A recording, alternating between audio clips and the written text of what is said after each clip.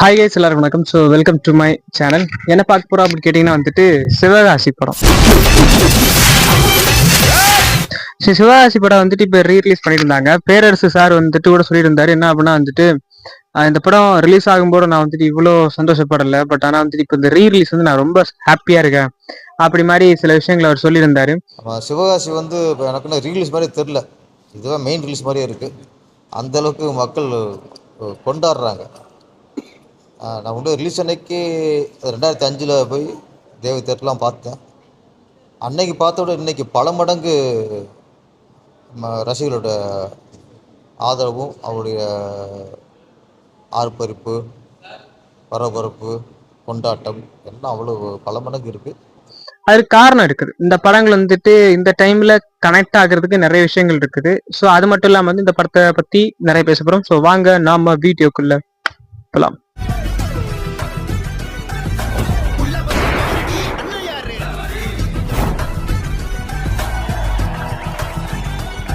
First of all இந்த படத்தை பத்தி கேட்டீங்க அப்படின்னா, மெட்ராஸ்ல சிவகாசிங்கிற பேர்ல ஒரு வெல்டிங் ஷாப்ல வந்துட்டு வேலை பார்த்துட்டு இருக்கிற ஒருத்தர் தான் நம்முடைய சிவகாசி. இப்படி ஒரு சிவகாசி வந்துட்டு இந்த மாதிரி ஒரு இடத்துல இந்த மாதிரி ஒரு வேலையை பார்த்துட்டு இருக்கும்போது திடீர்னு ஒரு சுச்சுவேஷன்ல ஒரு பொண்ணை வந்துட்டு ஒருத்தன் ஹராஸ் பண்றான்.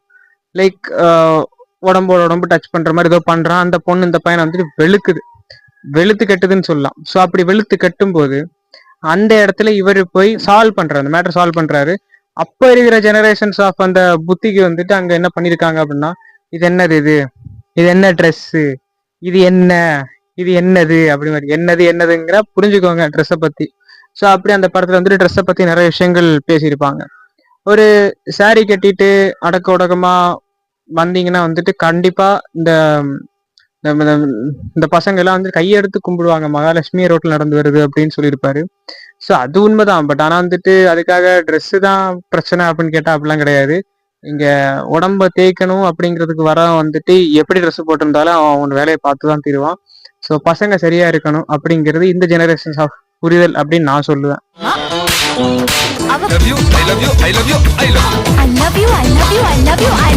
அப்போ இதுல ஒரு விஷயம் இருக்குது. ஸோ அப்போ இதுல ஒரு விஷயம் இருக்கும்போது அப்பவே ஒரு காதல் ஃபயர் அங்க பத்திக்கிச்சு. ஸோ காதல் ஃபயர் பத்திக்கும் போது வந்து என்ன ஆகுது அப்படின்னா, சில பல பிரச்சனைகள். அப்புறம் வந்துட்டு இவர் சின்ன வீட்டுல இருக்கிறாரு, அந்த பொண்ணு பெரிய வீட்டுல வாழ்ந்த பொண்ணு அப்படிங்கிறதுக்காக அவங்க அண்ணங்கள்லாம் வந்து சில விஷயம் சொல்றாங்க, வரதட்சணை கொடுக்குற மாதிரி சொல்றாங்க. சொல்லி அதெல்லாம் வந்துட்டு பார்க்கும்போது இந்த இடத்துல வாழ முடியாதா, இந்த இடத்துல இருக்க முடியாதா, ஏன் நான் இந்த இடத்துல குழந்தை குட்டி பெத்துக்க முடியாதா அப்படி மாதிரி சில விஷயம் பேசும்போது அவங்க சொல்றாங்க, நீ ஒரு அனாதரா, உனக்கு எப்படி புரியும் இந்த அண்ணன் தங்கச்சி பாசம் அப்படின்னு வந்துட்டு அவங்க வந்துட்டு கோவப்பட்டுறாங்க. சட்டர்னு ஒரு கோவப்பட்டுறாங்க. ஸோ கோவப்பட்டது வந்துட்டு இவருக்கு என்ன ஆச்சு அப்படின்னா, உள்ளுக்குள்ள வேற விஷயம் இருக்குல்ல. ஸோ அது வந்து ரொம்ப கஷ்டமாயிருது. ஏன்னா ஃபர்ஸ்ட் ஹாஃப் வந்து ஒரு வித கதையா இருக்கும், செகண்ட் ஹாஃப் ஃபுல் ஆல்டர்னேட் வேற விதமான கதையா இருக்கும். அண்ட் இந்த படத்துல நீங்க பாத்தீங்கன்னா வந்துட்டு இந்த ஒரு விஷயம் போயிட்டு இருக்குது, இவங்க ஒரு பிரச்சனை போயிட்டு இருக்குது. திடீர்னு பார்த்தா நம்ம தலைவர் விஜய் சார் வந்துட்டு ஒரு கதையை ரிவீல் பண்றாரு. நாட்டரசன் கோட்டை என் சொந்த ஊரு, அங்க எனக்கு இருக்காரு, அம்மா இருக்காங்க, தங்கச்சி இருக்காங்க, எனக்கும் ஒரு அண்ணன் இருக்கான் அப்படி மாதிரி வந்துட்டு நெஞ்சில தட்டி கொடுத்து பேசிட்டு இருப்பாரு. அப்படி இருக்கிற ஒரு டைம்ல வந்துட்டு இவருக்கு என்ன அப்படின்னா, இங்க போகணும் அப்படின்னு இருக்காது. 15-16 வருஷமா வந்துட்டு இவங்களை விட்டு பிரிஞ்சிருப்பாங்க. பிரிஞ்சிருக்கும் போது வந்துட்டு நீ உன்னுடைய குடும்பத்தோட வந்து என்ன பொண்ணு கேட்டாதான் நான் வந்து உன்னை கல்யாணம் பண்ணிப்பேன், இல்லைன்னா உன்னை கல்யாணம் பண்ணிக்கவே மாட்டேன் அப்படின்னு சொல்லிட்டு அந்த பொண்ணு போயிடும். ஆனா இன்னொரு விஷயம் சொல்லிட்டு போயிடும், நீ யாரோட கட்டிக்க, எனக்கு ஆட்சேபணம் இல்லை, ஆனா நான் ஒண்ணுதான் கட்டிப்பேன் அப்படின்னு சொல்லி அந்த பொண்ணு வந்துட்டு வீரா அப்பா சொல்லிட்டு போயிடும். சொல்லிட்டு போனதுல வந்துட்டு இவருக்கும் என்ன பண்றது ஏது பண்றதுன்னு ஒன்னும் புரியாம வேற வழியே இல்லை, நாட்டரசன் கோட்டைக்கு போய் தான் ஆகணும். ஏன்னா சில விஷயம் புரிய வச்சிருப்பாங்க. நீ இல்லாம உன் தங்கச்சி எப்படி இருக்கும், தங்கச்சி பூரோட இருக்கலாம் இல்லைன்னு தெரியுமா உனக்கு, உங்க அம்மா என்ன பண்ணுவாங்க, உங்க அண்ணன் என்ன பண்ணுவான் அப்படின்னு சில விஷயம் புரிய வச்சிருக்கோம், மசின் மேடம் புரிய வச்சிருப்பாங்க.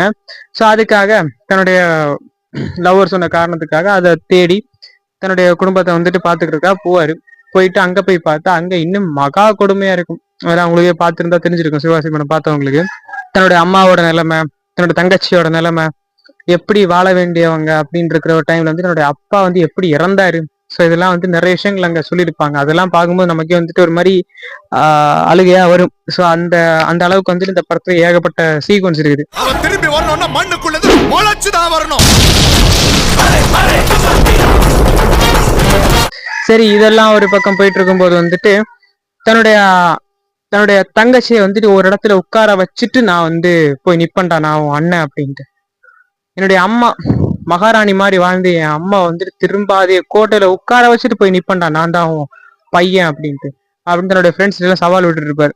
சரி, இதை எப்படி பண்ண போறாரு அப்படின்னு பார்த்துட்டு இருக்கும்போது ட்விஸ்ட் மேல ட்விஸ்ட் மேல ட்விஸ்ட், செம ட்விஸ்டா இருக்கும். ஸோ இதுதான் ட்விஸ்ட், இது இப்படி வரும், இது இப்படி வரும், இதுக்கு அடுத்து இந்த சீக்வன்ஸ் வரப்போகுது அப்படின்னு எக்ஸ்பெக்ட் பண்ண முடியாது. அந்த அளவுக்கு நிறைய ட்விஸ்டஸ் இந்த படத்துக்குள்ள இருக்குது. தேர்தலில் நிக்கிறது, பிரச்சாரம் பண்றது, பிரச்சனை பண்றது, அப்புறம் வந்துட்டு பிரகாஷ் ராஜுடைய சில விஷயங்கள். ஆனா அவர் கொஞ்சம் புத்தி கட்ட மாதிரி தான் பண்ணிட்டு இருப்பாரு. சோ அந்த ஊர்ல எப்பவுமே எம்எல்ஏ இருக்கிற ஒருத்தர் வந்துட்டு திடீர்னு எம்எல்ஏ இல்ல அப்படின்னா வந்து என்ன ஆகும் அப்படிங்கிறதுக்கும், அரசியல்னா என்னெல்லாம் வேலை காட்டுவாங்க அப்படிங்கிறதுக்கும் அந்த படத்துல வந்துட்டு ஏகப்பட்ட சீக்வன்ஸ் இருக்குது. சோ நீங்க அந்த படத்தை பார்த்தாலே கண்டிப்பா உங்களுக்கு புரியும். சோ அந்த இடத்துல இந்த மாதிரி சில சீக்வன்ஸ் எல்லாம் வச்சிருக்கிறது ரொம்ப அழகா இருந்துச்சு. ஏன்னா twist comedy, twist comedy, action, twist comedy, plot, வேற வேற நிறைய விஷயங்கள் காமிச்சிருப்பாங்க. சோ கடைசியில வந்துட்டு சிவகாசி தன்னோட அம்மா கிட்ட உண்மையை சொன்னாங்களா இல்லையா, சிவகாசி என்ன ஆனாரு, சிவகாசி முத்தப்பா ஆனாரா இல்லையா, ஏன்னா அவர் பேர் முத்தப்பா ஆனாரா இல்லையா அப்படிங்கிற மாதிரி நிறைய விஷயத்த வந்துட்டு அங்க பேசியிருப்பாங்க, காமிச்சிருப்பாங்க.